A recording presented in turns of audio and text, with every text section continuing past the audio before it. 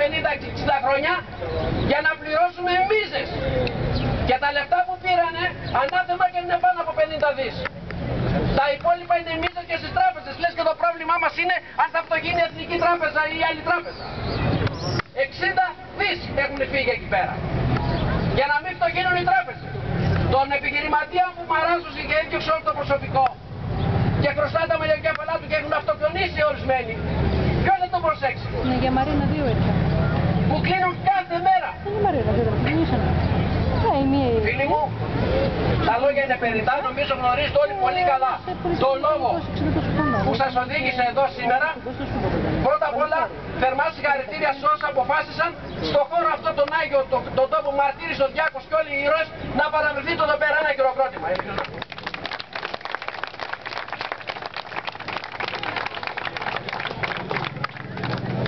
Σήμερα θα αποφασίσουμε εδώ όλοι μαζί, είναι ανοιχτό το βήμα. Αμέσως μετά όποιος θέλει να αναλύσει ένα θέμα, να μιλήσει, να πει από τη δικιά του τη σκοπιά πώς βλέπει τα πράγματα ο ίδιος, θα διατρανώσουμε όχι στο μνημόνιο προτάσεις, όχι στην οικονομική εξαθλίωση της χώρας, όχι στην ανεργία, τα κλεμμένα πίσω, δίκη και καταδίκη των ενόχων, διαφάνεια στο χρέος τώρα. Πού πήγαν τα λεφτά, πόσα πήγαν στα κρατικά ταμεία του κράτους και πόσα πήγαν σε μίζες. Άμεση δημοκρατία τώρα, αλλά και στο πολιτιακό. Δεν δουλεύει το σύστημα άλλο με το κοινό επιλογικό. Το βλέπουμε πάρα πολύ καλά. Το τι άλλα λέμε εμείς, άλλα λέει η Αθήνα και γίνεται μια ζωή αυτό που λέει η Αθήνα. Από τώρα και πέρα θα γίνει αυτό που θα λένε οι 13 περιφερειακές βουλές σύμφωνα με την άμεση δημοκρατία, τη λαϊκή δημοκρατία. Γιατί ο λαός επιτέλους πρέπει να κυβερνάει αυτόν τον τόπο. Αλλαγή του σαθρού πολιτικού σκηνικού στην Ελλάδα.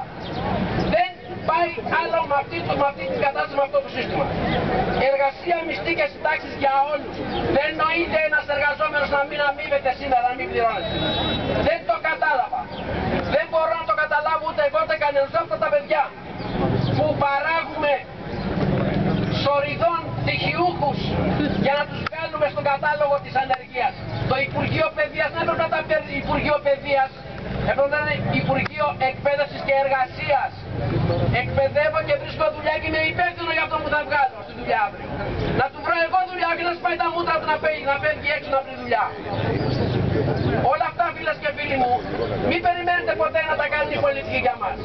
Εμείς πρέπει να τα επιβάλλουμε στους πολιτικούς.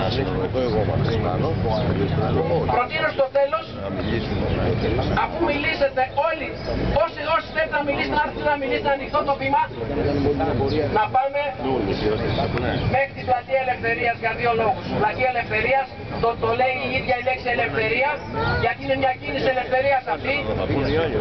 Να πούμε και εκεί να ακούσουν και οι φίλοι μας που πιθανά δεν θα δικάσουμε κανέναν εδώ Έλληνα που δεν είστε. Άλλοι είναι ανημέρωτοι, δεν είναι βολεμένοι. Ο λαός δεν είναι βολεμένος. Ο λαός είναι ξεβολεμένος όσο ποτέ άλλωστε. Αυτή τη στιγμή μπορεί στον εργασιακό του χώρο να μην έχει σχέση με το ίντερνετ. Να μην έχει ενημερωθεί. Ας ενημερωθεί λοιπόν επιτέλους. Να πάμε λοιπόν στην πλατεία Ελευθερίας και από εκεί στην πλατεία Διάκου και ξανά πάλι εδώ θα δούμε τι θα γίνει. Θέλω, αν συσταθεί μια επιτροπή λαϊκή, όπως κάνανε οι αρχαίοι μας πρόγονοι στην Ηλιαία, να φτιάξουμε ένα δικαστήριο έτσι λαϊκό και να δούμε ποιος θα δώσει άφηση αμαρτιών σε σημερινή κυβέρνηση στους 300 ηλικίους. Ποιος θα τους δώσει άφηση. Εδώ, επί τόπου στη Λαμία, τους δικάσουμε σήμερα. Ας υπάρχουν άνθρωποι και οποίοι θα τους υπερασπιστούν. Να δούμε όσες καλές φιλότιμες προσπάθειες γίνανε, αν γίνανε, και να δούμε και εκ του αποτελέσματος. Η Ηλιαία εδώ και τώρα σήμερα εγώ θα του προτείνω. Φίλοι μου, το βήμα είναι ανοιχτό. Εκπροσωπούμε τον εαυτό μας και τίποτα άλλο, γιατί για αυτόν πρόκειται, αυτόν έχουμε μονάχα και αυτός μας έχει απομείνει και δεν ξέρουμε τι πόσο.